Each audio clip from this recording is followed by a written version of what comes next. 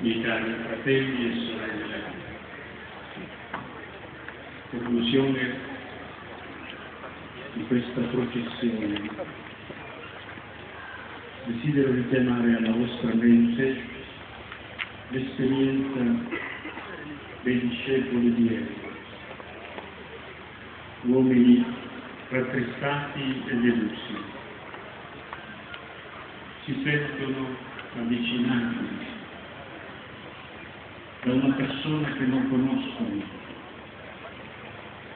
Alla domanda di cosa parlassero, li aprono il cuore e li convidano soprattutto con amarezza